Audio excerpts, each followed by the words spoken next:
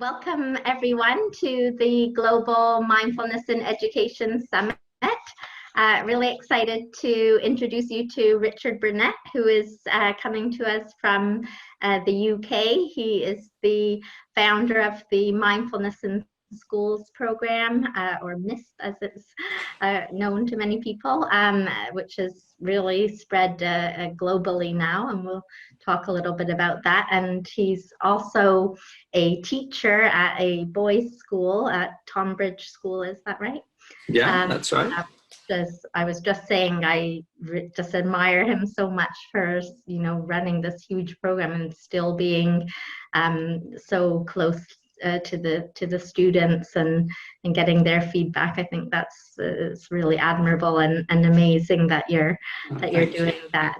So welcome and thank you again for joining us. Yeah, no problem. Thank you. Just say it's Mindfulness in Schools project. I know it's Yeah. No, it's fine. I just say that just in case anyone wants to look it up. No, hopefully project would come up pretty quickly. Yes. Yeah. But no, no, I'm still teaching and loving teaching. It's in the classroom. That's where the rubber hits the road, as they say. Exactly. And you've been involved with the Mindful Nation committee in the UK. And I see your name brought up in all kinds of research and things as well. So we're really happy to have you. It's a pleasure to be here. Pleasure to be here. I'm sorry if I look a bit sweaty. It's so hot in the UK at the moment. And I'm in a room with the Wi-Fi here, which is even hotter than everywhere else. So I'm sorry if I become pleasantly shiny at this point. But anyway, it's a pleasure to be here, and thank you very much for inviting me. And I hope what I say is of interest to people.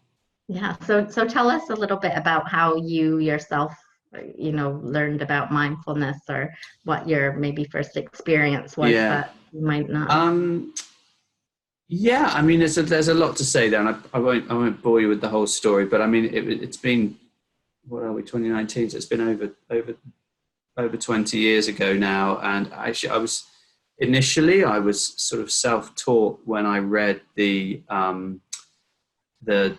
a book by a guy called Gunaratana. Called Mindfulness in Plain English, which I would strongly recommend to anybody who hasn't read it, who's interested in mindfulness. And I was interested at that point in sort of Buddhist psychology, and I'd read a lot about meditation, and I bought this book, Mindfulness in Plain English, and it's a wonderful manual. I mean, it's a non-secular spin on it, I suppose, because it is more in a Buddhist context, but it's also an amazingly good nuts and bolts meditation manual, and it teaches you sort of the basics, if you like, of simple meditation beautifully and very, very thoroughly.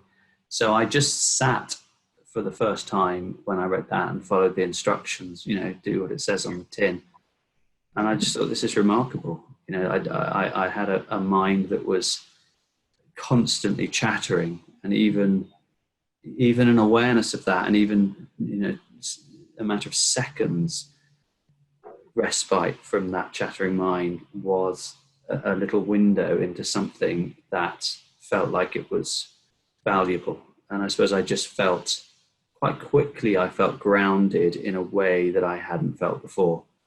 So that's really where the journey started. And then I pursued, as many of the modern sort of secular teachers have, the sort of Vipassana meditation path, which is a lot of 10-day silent meditation retreats, and I sort of binged on those for a long time, and then actually I was doing a master's degree, and I became aware of this thing called secular mindfulness, and that was really interesting because I was interested. I'd read a lot about Buddhist mindfulness, and then I suddenly discovered that there was this, Kabat-Zinn-led medical application of mindfulness and MBSR. And so I wrote a paper on that for my degree, it was basically sort of, what's lost and what's gained when you teach mindfulness as a secular rather than a Buddhist discipline. Right. And that kind of really informed a lot of my thinking on the importance of of possibility.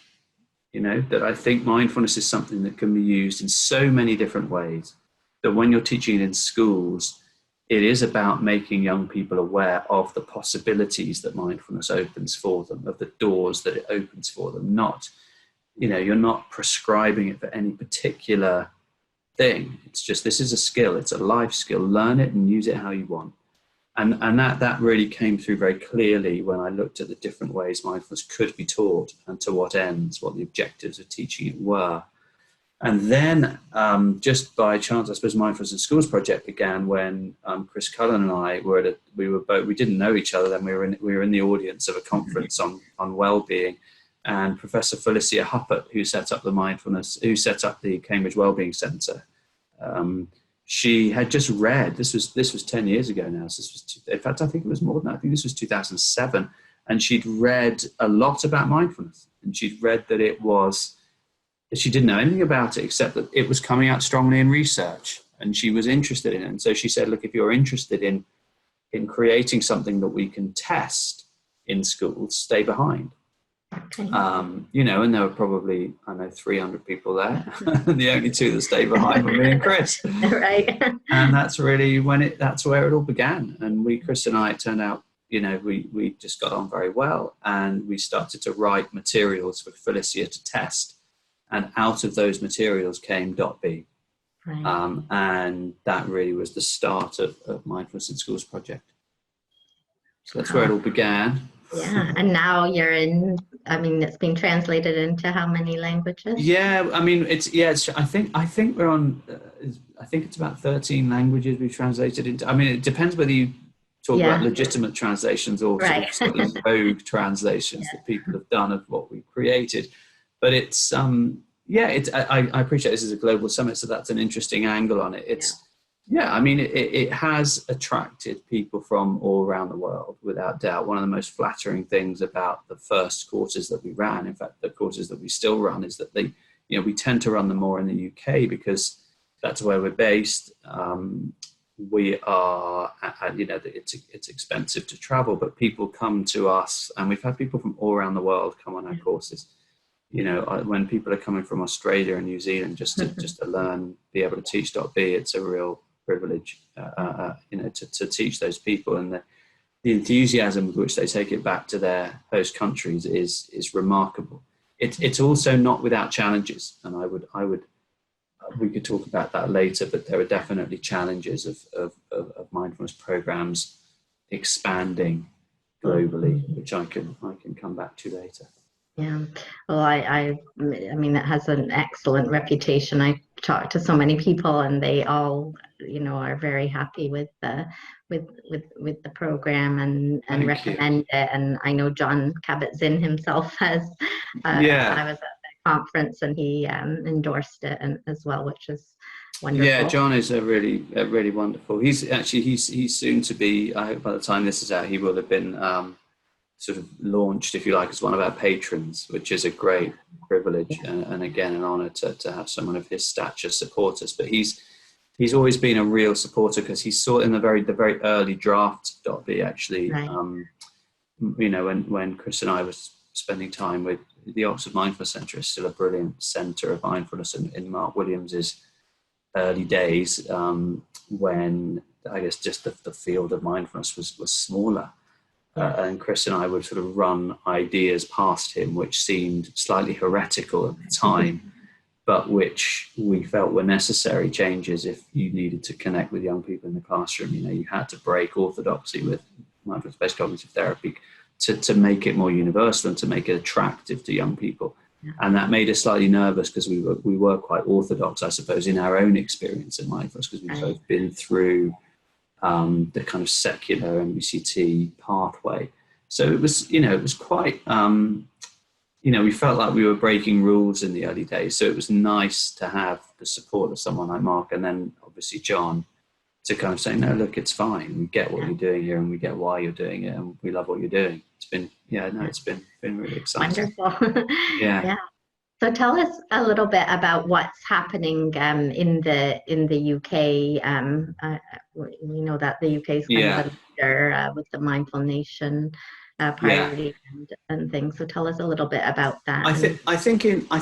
I mean, Mindful Nation, I should mention, I suppose up front in that Jamie Bristow is really the person who has pulled that together and is leading the Mindfulness Initiative, which was the group that sort of brought together the all-party parliamentary group to create this excellent report in Mindful Nation. And that was back in 2015 now. It still is a brilliant document that I recommend people, I point people towards it as a fantastic sort of exposition of the different fields that mindfulness can work in. And it's a well-referenced and well-researched document. So Jamie pulled that together, and part of one of the 4 areas that it looked at was education. And when we looked at it back then, I mean, probably the expert witnesses back then were probably 2014, I suspect. And really it was very, very new, and not many in schools. It was still pretty novel. And I guess the massive change which has happened in education is the change that's happened, internationally, but particularly in the UK and America, is the mainstreaming of mindfulness, I suppose I would call it.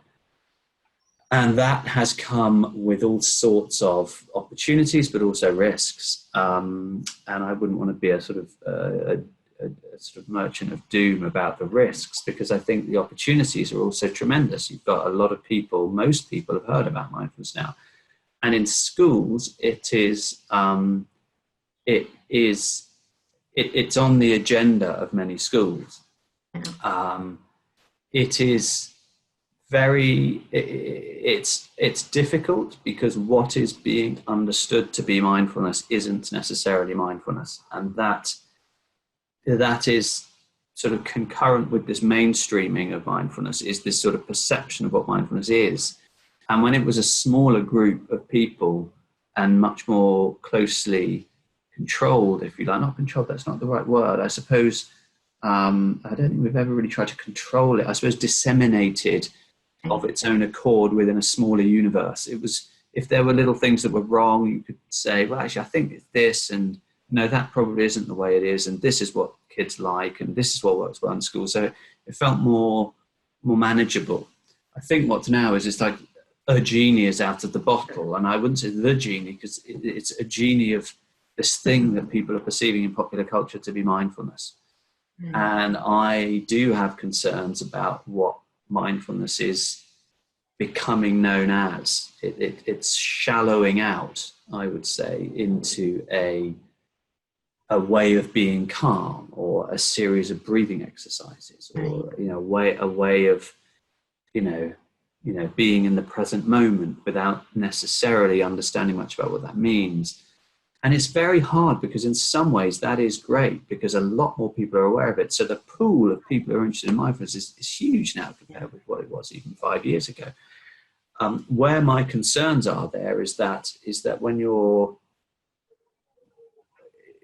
working with children, they are children, and we should be careful about what we're telling them mindfulness is, about what we're promising it can do, about the risks that might come with it, which are not huge, but there are some. And it's just a kind of, I suppose I would describe it as a shallowing out in a way which I fear may threaten it, because I fear that it may be either implemented badly in schools by teachers who have, they've done a couple of headspace meditations and they think they're mindfulness teachers suddenly, and they play it in a classroom, and suddenly they're presented it in a way that actually doesn't do credit to Headspace, because I have a lot of time for Headspace, a lot of time for Andy Puddicombe and his team. But even there, people are getting little snippets, and they're thinking they really get it, and they're then saying, kids, this is what it is. Well, actually, that isn't necessarily what it is. And then there are kids who are thinking, well, actually, that doesn't make me feel calm, because it's being presented as a way by the teacher, not by Headspace, but by the teacher, that this is a way of being calm. And they say, well, I must be failing, or I must be not doing it right, or actually you're telling me to feel my breathing, but actually my breathing is really, I don't like feeling breathing. Yeah. I feel uncomfortable paying attention to my breathing.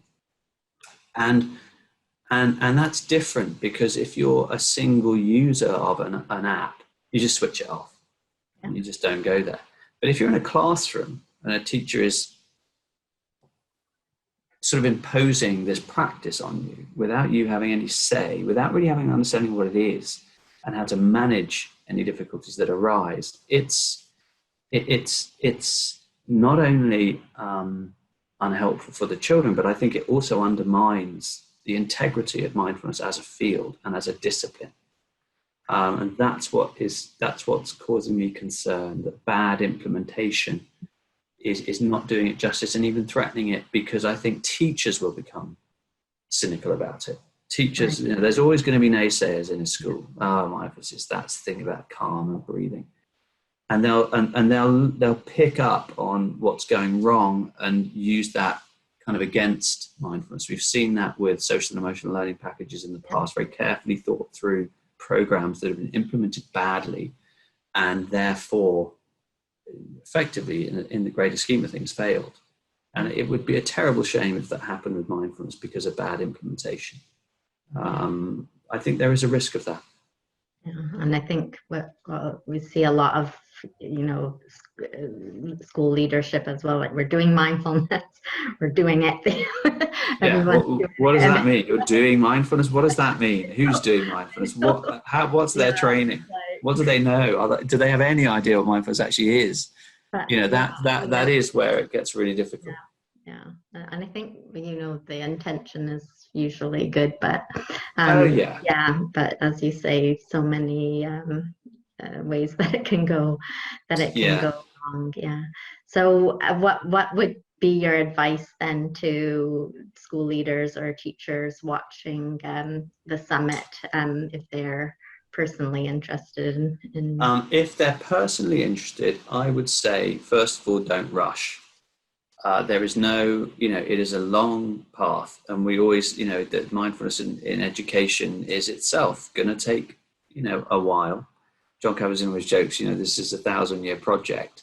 It's going to take time, and it also takes time as an individual. And I would say enthusiasm is really important, but take your time, because if you go into a school in a slightly kind of evangelical mode, mindfulness, this is going to solve all our problems and it's going to be great and you must do it, you'll find colleagues kind of go, whoa, what is going on here? I'm not sure about this. So I would say the best thing to do is to just spend a year or two at least just developing your own practice. Practice every day. You might have come into it via an app, but try going on a proper kind of 8-week MBSR or MBCT class. Try going on a retreat, read a few books, get a sense of perspective on it, and a sense of your own. I think humility actually is quite important, in the sense that a lot of the people that founded in the early days of mindfulness, your Jack Cornfields, your Joseph Goldsteins, your John Kabat-Zinns, have done decades of practice, and they're the leader in a lot of the leaders, if you like, and they've done decades of practice, and it is a discipline which has such depth and such breadth. But I don't think you realize that unless you really begin to kind of, open your eyes a little bit and read a little bit more deeply about mindfulness as a secular tradition. It might interest you to read about mindfulness in more religious context, just as Christian mindfulness, Buddhist mindfulness, just to give it context and give it a sense of spaciousness of application, breadth, depth, etc. So that when you come to bring it to your school, you are holding it in a larger space. You're not just seeing it as this is a good thing because this will calm the kids. That's where it's going to go wrong. So I would say, first of all, develop your own practice. That's really important. And then when you develop your own practice, get trained in a curriculum. And I'm bound to say, I'm bound to point people towards, Paws B or .B. But, I hope people would see the amount of care and work that has gone into creating resources for the classroom. Because teaching it, that's the other thing, teaching it in a classroom to, adolescent children, for example, who don't want to be in the classroom and would much rather be doing 100 other things. They don't even want to be at school. to make it relevant to those children is a challenge. Yeah. It's a real challenge, and it's different to teaching to be, you might think you've been taught either via an app, say, or by, in an 8-week course. So you might think, well, I've been taught it, so I know how to teach it. But it isn't like that, because you'll find as soon as you're standing in a classroom in front of 30 kids, it's a different experience, and it's a difficult one. So I would say, go on a training, learn to teach a proper curriculum, and then start small. Just get a few kids together who want to be there, who volunteer to be there, and try it with them. And then you'll get a sense for the kind of experiences they're having. You will have some of them that say, I'm uncomfortable feeling my breathing. You'll have some that say, I can't feel anything, miss. You have some that think that, but I don't like this. This isn't for me. What do you do in those situations? How do you respond to that? And I think that's a really important part of the journey is learning to be with resistance, and to know when to stop, and to know when to make it voluntary, and to know if you're going to give everyone a go at it, how to present that in a way which doesn't feel like something they have to do or they'll get into trouble. There's a real art, I think, to bringing it to the classroom, which needs to be understood. Yeah, I think all your points are so important. So what would you say to that we hear a lot of people saying this should be mandatory, every school needs to do this? I would be deeply concerned if it were mandatory. I really would be. There are some people who say it should be. I could not disagree more strongly, because then I absolutely almost guarantee that would fail, because what would happen is you would have teachers who have to teach it, even the teachers who don't want to teach it, who are, not only not trained, but who don't want to be there. And then all of a sudden you've got children, well, they don't believe in this. They haven't tried this. I mean, they're not being very mindful. I was just outside and I saw him kicking the photocopier because you couldn't get the printouts to work. That would just not work. So I would strongly, I hope that wouldn't work. And I think that's where I actually think that Parliament and, the sort of the DFE,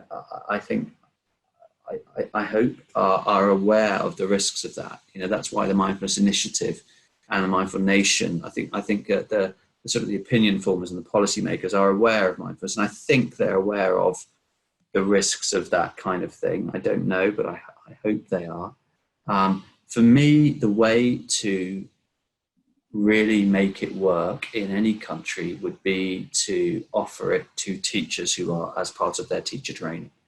Again, I don't think it should necessarily be mandatory for them. I mean, there might be I think it's difficult because it sort of depends on how you define mandatory. If everybody has, one mindfulness lesson a week for 8 weeks that's part of a group and is not too intense, so that I think it's probably okay. Mandatory, yes, but in the same way that you have to learn a bit about one teaching theory or learn about how to cope with other aspects of a teacher's life.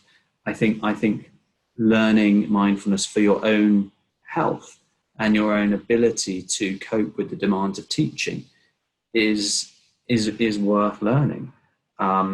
I think it shouldn't be forced down people's throats. If there was resistance to that from students, I would back right off, and I would make it opt-in for people who are doing teacher training. But I think as long as you've got teachers who really do have a proper understanding of what mindfulness is, who have at least done a kind of basic 8-week type course taught by a good instructor, they will, I hope, have enough of a sense of it to know what isn't mindfulness. To be able to know that when somebody comes knocking on the door claiming to be a mindfulness expert and they've only done a bit of this on an app once, but they say they're a mindfulness teacher, it's like, actually, are you? And part of the training could be, how do you identify, how do you spot, how do you quality assure the kind of teaching that's happening of the adults in your school, and then of course of the children in your school. So I think that and then I think it becomes much more organic. I'm not proposing for a moment that everybody in the country gets taught .B, because I think there will be other great products, if you like, in the market. And I think markets are healthy. But I think the consumers, if you like, of those products, the teachers, we have to help them be aware of what the field is and what is there. You don't want to be able to spot snake oil. Yeah. To be able to spot the quick buck, the fast fix, the unrealistic promise. Yeah. That's what I would hope we would educate them to do, in the same way that a physics teacher would know when somebody doesn't know their subject, or a maths teacher would know when somebody doesn't know their subject. The mindfulness teacher, or the person, the mindfulness lead, we might call them, the mindfulness lead knows when they see or meet or read something which is not at least in the right ballpark. Yeah. I think it's just expanded so quickly, hasn't it? And yeah, people are there's all kinds of things jumping on the bandwagon, and all over the world. So and I should actually, Helen, I should mention that, because for me there was a lot of talk in the early days about whether Mindfulness in Schools project should be a charity or a business, and a commercial business. And there were quite a few people who were saying this should be a commercial business. There's money to be made here. You're first into the market. You've got a great brand with .be and then with Paws B. These can make money. I am so glad we didn't go down that route. And the reason I'm glad is because I just know that if the bottom line was profit, we would have had to compromise. Right. And we haven't compromised. We haven't compromised on the quality of the training. We haven't compromised on the quality of the materials. And we are still managing to thrive because there are people who trust that we're doing this for the right reasons. And it's becoming harder because there are so many commercial products out there that are promising so much for so little. So I can remove that. But we're having to move more towards more charitable funding, because if we just go, we do still have to charge for the training. Yeah. And that is so we're kind of working in a space that is increasingly commercialized. But what I am really excited by is actually the integrity of MISP and the recognition of that by people in the field. And my dream, I guess, would be that this stuff is just free. It's just all free for the children, for the schools. And that's perhaps I had lots of arguments with people about social impact investment and all this. That's perhaps slightly utopian and perhaps unrealistic. But I do feel that to hold the space as one which is not just about making money, it's one which is about the welfare of children and the investment in their welfare. That's really important. Yeah. And what do you see as maybe some of the main barriers then to bringing this into schools in the UK and then maybe globally as well? I think implicit are the barriers that the ones that I've mentioned about bad implementation. Bad implementation, quick fix, bad reputation because of bad implementation. The barriers are cost, I guess. If it's bound to be. It's bound to be. I mean, if the DFE were able to invest in mindfulness training for all teachers in the UK, it would make a huge difference to the children that they're teaching. You can't, even if only 10% of those teachers really take to it in a way which inspires young people, it would make a massive difference. But, I can't, I think anybody in education, it's difficult. Yeah.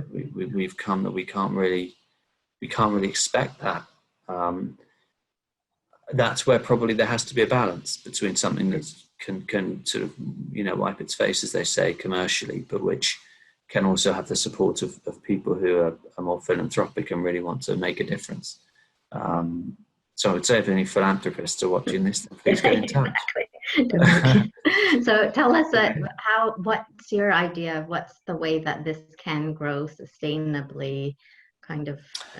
Well, I think, again, it's about training. It's about making sure that I think there's a debate to be had about sort of regulation and quality assurance and some sense of evaluation of what's being done in schools. I think that's difficult. We're doing that as much as we can.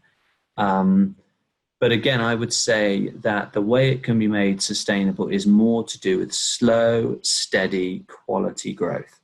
Yeah. I think the sustainable approach to this is to build a really strong network of well-trained teachers, perhaps adopting the idea of teaching schools where there are schools which have implemented mindfulness with integrity and I don't like the word success, but I suppose effectively introduced mindfulness into their schools and implemented it in a sustainable way. There are things that make mindfulness sustainable in a school. So, for instance, you can't just have one person who does it. You need more than one person. You need to have more than one teacher who can do it. You need to have the support of the senior team. If the senior team don't back it up, that's not going to work. You need to have it available to kids outside of lesson time. It might be a break time, might be an after school thing, a preschool thing, before school thing. There are, I think ideally there would be, and this is a very delicate and difficult one, but I think ideally there is a sense of shared silence either in classrooms or in the schools in a way which is comfortable. And I feel that there's a whole nother interview we could have about the nature of silence in schools. And Helen Lees has written a brilliant book on this. I think it would be wonderful if in schools across the globe, there was a real understanding of silence as something which is tremendously nourishing and powerful in its own right. And I'm not talking about, silence for the purpose of body scans or it's almost that sense of just being able to sit with things, just feeling like you don't have to do something all the time and be busy all the time. And that silence in schools is something which is nourishing and which is appreciated rather than being something which is an expression of the power of the teacher. Silence in schools tends to be, to use Helen's word, it's about teacher hegemony. It's about teacher power. Be quiet, shut up, don't talk when I'm talking. Silence is not something which is valued and savored. But that is so counter to the school culture at the moment that again it feels like it's a long way off. It doesn't feel like it's unachievable, but it feels like it's a long way off. And I think there are people, Ken Robinson's famous talk about creativity in schools. I think there are whole models of education. If you go really blue sky on this stuff, and this isn't probably the place to do that, but there are whole models of education which may be different. Oren Ergas, ERGAS, read any of Oren's work about the nature of attention and how attention can be reframed as a skill in schools. He writes brilliantly on the sort of the role of appreciating and valuing what's happening on the inside rather than just what's happening on the outside. Of actually valuing the present moment as an experience rather than everything being about curriculum. Curriculum means running forward. This university place, that job, it's all going that way. How do we bring awareness back to what is actually happening in a way that is non-threatening for children? They don't always have to be thinking, where is this going? What's the point? Why am I doing this? Where am I going with my life? It's a really, really difficult, it's a reframing of education. But that is a big picture thought. Yeah. Just talk all day though. Yeah, that could go on. So tell us, Richard, a little bit about the Myriad project. And I know there's a big research project, right, with 6,000. Yeah, so the Myriad project is, actually that's really, this is a typical thing to say, but Google it, in the sense of just Google Myriad Project Mindfulness. It's an Oxford University project. which is funded by the Wellcome Trust. And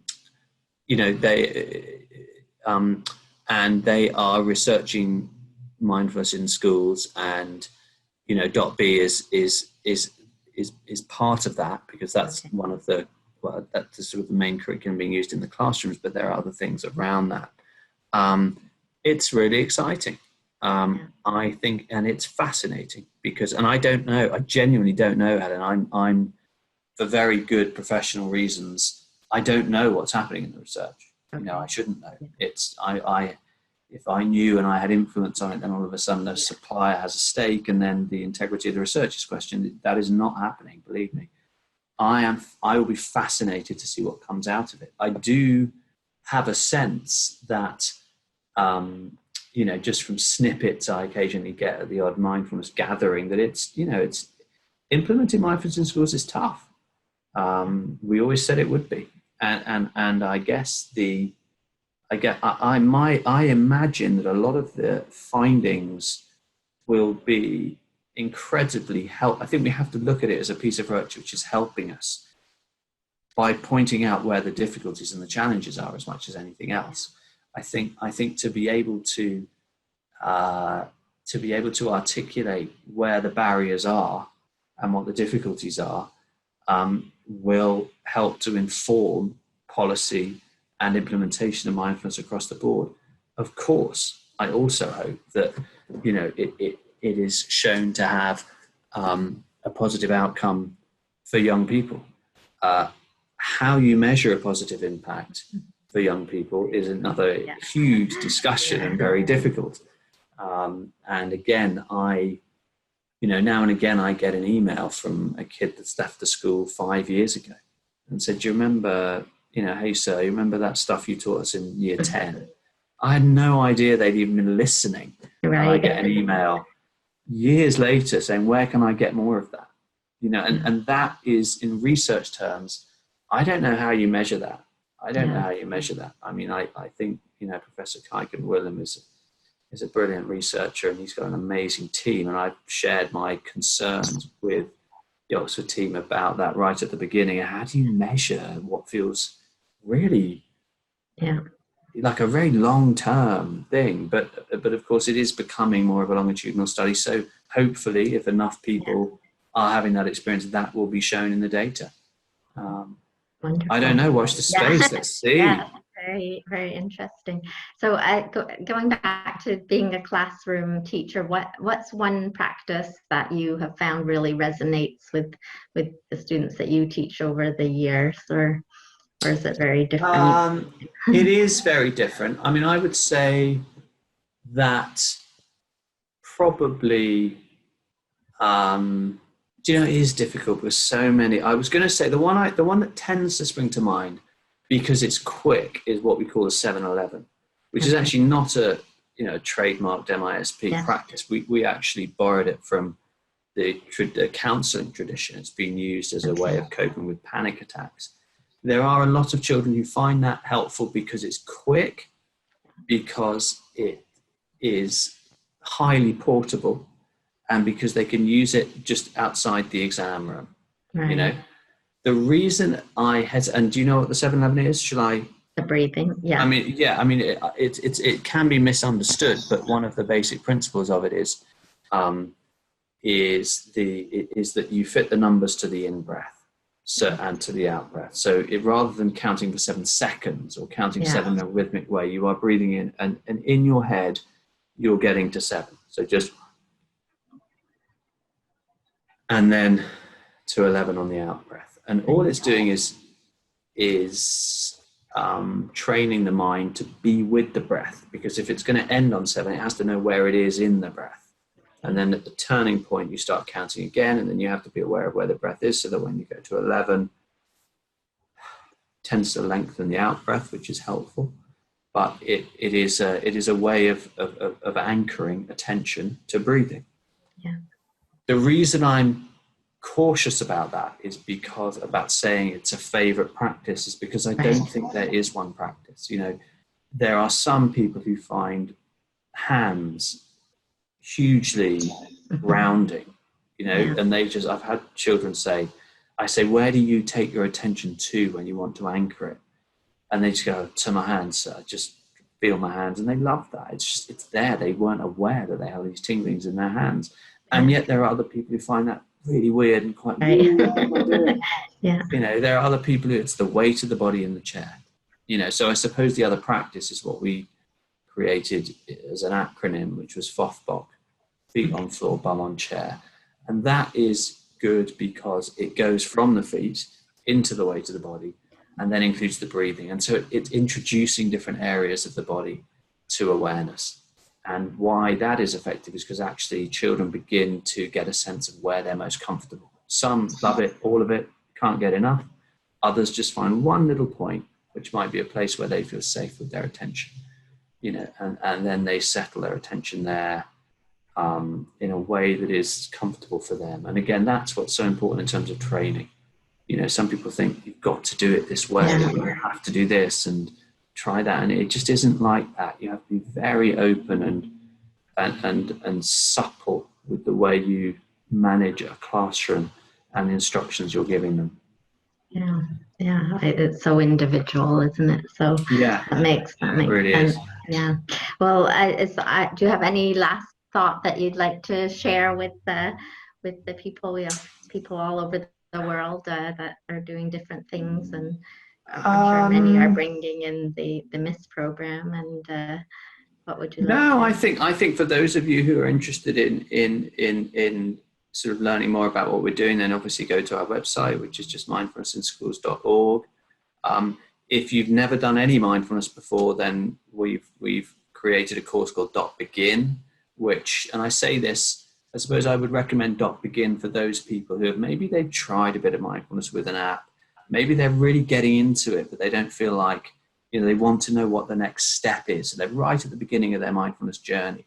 Then please do have a look at .begin, because we kind of customized that particularly for teachers. It's an 8-week course, but it's one which we delivered just like this, actually, Helen, via Zoom, you know, with 12 people on the screen, but it's proper teachers. And that's a good way of getting on the, you know, getting into the proper understanding of what mindfulness is, you know, and then come and get trained. You know, we'd love to, it's always, as I say, a real privilege to have people from overseas, and we'd love to see you, and it's all, you know, I hope for the welfare, for the well-being of children. So have a go.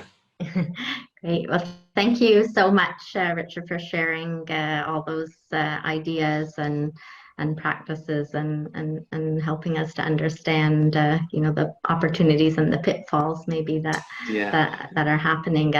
We also will have links to some of the MISP lesson plans. So you can see a sample. Yeah, I was going to say we've got a couple of free downloads to have a go, see what you think. Please do that. No problem. We'll have all that information there, and just want to say thank you again for sharing with us. Really appreciate it. No problem. Thank you. All right. Take care. Bye-bye.